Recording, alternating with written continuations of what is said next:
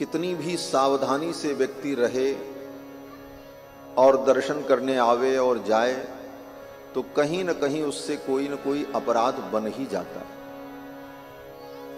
32 प्रकार के अपराध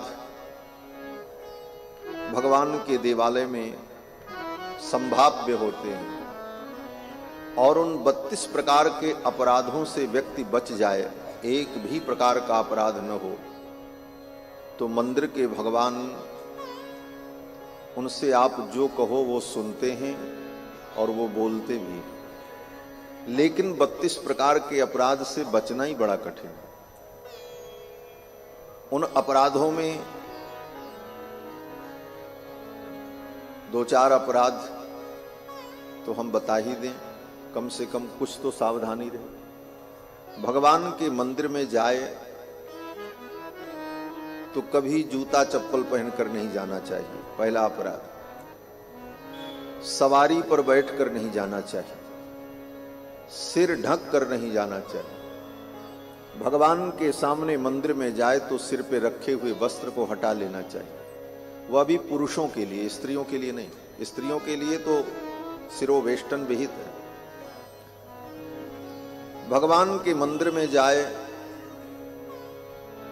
तो किसी भी व्यक्ति को प्रणाम नहीं करना चाहिए भगवान को छोड़कर। भगवान के मंदिर में भगवान को छोड़कर किसी को प्रणाम नहीं करना चाहिए, कोई बड़ा से बड़ा व्यक्ति हो।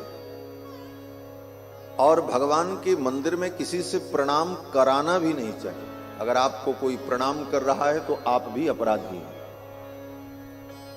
भगवान के मंदिर में भगवान की तरफ पीठ करके नहीं बैठना चाहिए। भगवान के तरफ पांव फैला करके नहीं बैठना चाहिए। भगवान के मंदिर में जब जाए तो बहुत ऐश्वर्य सूचक आभूषण श्रृंगारादि धारण करके नहीं जाना चाहिए। भगवान के मंदिर में जाए तो छत्र लगा करके, छाता लगा करके नहीं जाना चाहिए। भगवान के मंदिर में दर्शन करने जाए तो नील लगे हुए कपड़े पहन करके नहीं जाना चाहिए। सफेद कपड़ों में लोग खूब नील लगाते हैं, चकाचक। नील लगे हुए वस्त्र को पहन करके व्यक्ति मंदिर में जाए तो भगवान कुपित हो जाते हैं। नील को तो इतना अपवित्र माना है कि जिस खेत में नील की खेती होती है उस खेत में अगर व्यक्ति पैर रख दे तो उसे स्नान करना पड़ता है। नील लगा करके मंदिर में नहीं जाना चाहिए। नीले रंग का वस्त्र पहनकर भगवान के मंदिर में नहीं जाना चाहिए। कंबल ओढ़ करके भगवान के मंदिर में नहीं जाना चाहिए। ये सब सारे अपराध हैं महाराज। भगवान के मंदिर में जाकर किसी की निंदा नहीं करनी चाहिए। भगवान के मंदिर में भगवान को छोड़कर किसी और की स्तुति नहीं करनी चाहिए।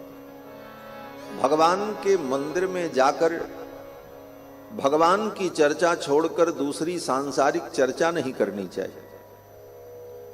भगवान के सम्मुख भगवान से ऊंचे आसन पर विराजमान नहीं होना चाहिए। इस प्रकार से भगवान के मंदिर में जाने में अनेक अपराध बन जाते हैं। उन अपराधों से व्यक्ति बच जाए तो मंदिर में जाने में भगवान का जो दर्शन है, साक्षात भगवान के दर्शन का फल प्राप्त होता है। लेकिन अब मानव का स्वभाव है, जन्म जन्मांतर से अपराध और गलतियां तो जीव करता ही आया है। हमारे श्री यामुनाचार्य स्वामी जी महाराज, जो रामानुजाचार्य के परम गुरु हैं, आलवंदार स्तोत्र में भगवान से प्रार्थना करते हुए कहते हैं कि अभूतपूर्वम मम भावि किं वा सर्वं सहे में सहजम हि दुखम। अभूतपूर्वम मम भावि किं वा, कोई ऐसा पाप नहीं है जो पाप हम लोगों ने न किया हो। कोई भी पाप जो होगा वो अभूतपूर्व नहीं, सब भूतपूर्व है। सब पहले कर चुके हैं हम लोग जन्म जन्मांतर में। चाहे जो हो, चाहे हम हो, चाहे आप हो, चाहे कोई बहुत बड़ा धर्मात्मा भी क्यों न हो, किसी न किसी जन्म में उसने सब पाप किए हैं। अभूतपूर्वम मम भावि किम वा, और उन पापों का जो फल है उसको भी भोग चुके हैं। बड़े से बड़े दुख को हम लोग भोग चुके हैं।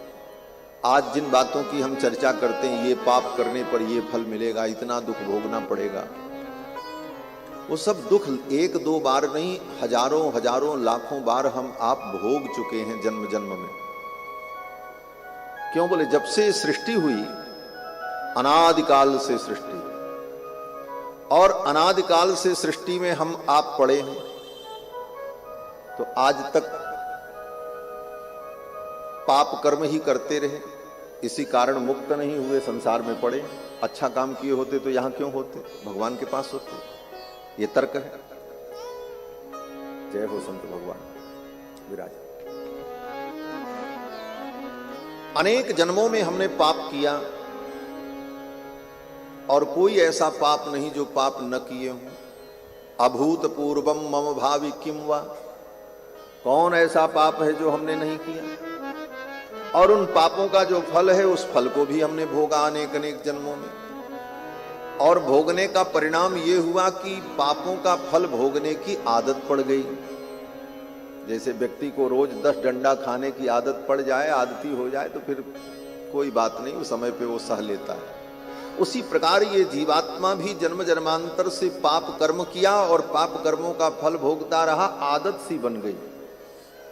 सर्वम सहे में सहजम ही दुखम, समस्त दुखों को हमने सहन किया और दुख सहने की सहजता बन गई। लेकिन हे प्रभु, ये कब तक ऐसा चलेगा?